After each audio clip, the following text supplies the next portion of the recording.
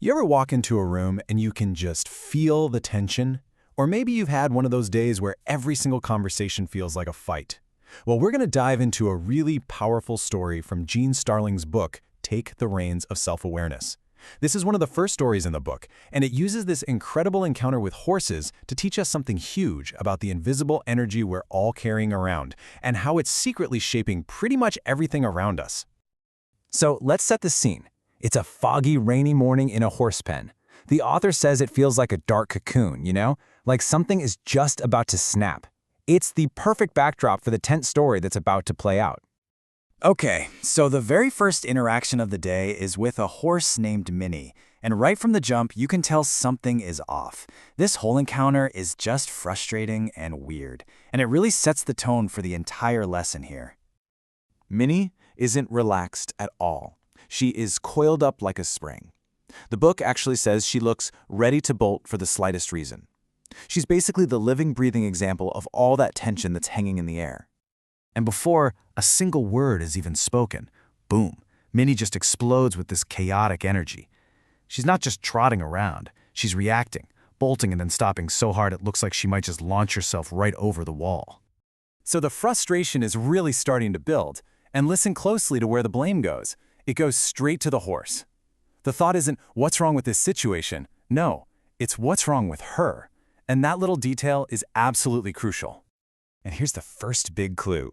The author gets so fed up that she leads Minnie out to the pasture to, work off her excess energy. But watch what happens. The second she's left alone, all that frantic energy just vanishes. She's perfectly calm. It's such a critical piece of the puzzle, but it's so easy to miss when you're frustrated. So, next up is the second horse, Dee. Now, you'd think after that mess with Minnie, the approach might change, but that's not what happens. All that frustration from the first encounter, it gets carried right into the next one, setting the stage for this whole thing to happen all over again. So now we meet Dee. She's described as this athletic, fancy horse with a bit of a dominant streak. The author walks up to her, still kind of mumbling under her breath from the last disaster, just hoping for a better result this time. But the result isn't just similar, it's bigger. Dee's reaction is even more explosive than Minnie's was. She's rearing up, bucking, just creating total chaos, and she's responding to something that hasn't even been asked of her yet. The pattern is getting kind of hard to ignore now, isn't it? And this is the breaking point. That internal frustration finally comes out. The author yells, throws in the towel, and once again leaves the horse alone. And guess what happens? Just like with Minnie, the second she walks away, Dee calms right down. Two different horses, the exact same pattern. It's in this moment of separation, right after walking away angry for the second time, that everything starts to shift. A quiet observation from a distance just changes the whole game. As the author is watching Minnie grazing peacefully and Dee just standing there calmly, this is the question that finally breaks through all that frustration. I mean, after blaming two different horses for the exact same bad attitude, a completely different idea starts to bubble up. And there it is, the light bulb moment. That huge realization that the one common thing in both of these chaotic situations wasn't the horses, it was the handler. The problem wasn't out there, it was in here. This is what the book calls the mirror effect. The horses were acting like a perfect mirror. They were picking up on all that unseen, unacknowledged stress and tension from the author and just reflecting it right back. They weren't being difficult, they were being incredibly responsive. So, this mirror effect thing, it goes way beyond a horse pen. In fact, it's happening all the time in our own lives, whether we see it or not. We think we're really good at hiding our stress or our frustration, but our true inner state, it leaks out. It shows up in how we stand, our tone of voice, all these little nonverbal cues we're constantly sending. And people, just like horses, pick up on that energy before we ever say a single word. Think about it like this. We put so much focus on our conscious message, the words we're trying to say. But it's usually the unconscious energy, that irritation or anxiety we're radiating, that people are actually responding to. And if those two things don't match up, guess which one wins? The unconscious one, almost every time.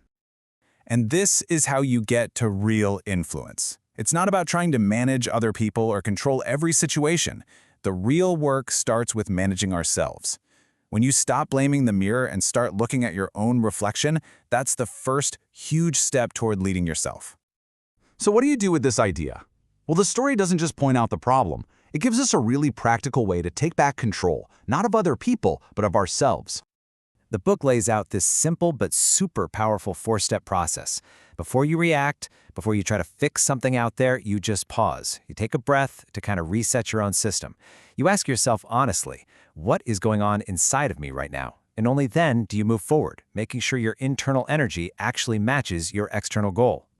The author drives this point home with a really powerful story about raising her 4 daughters. She realized that it wasn't her job to prevent every problem. Her job was to stay stable herself.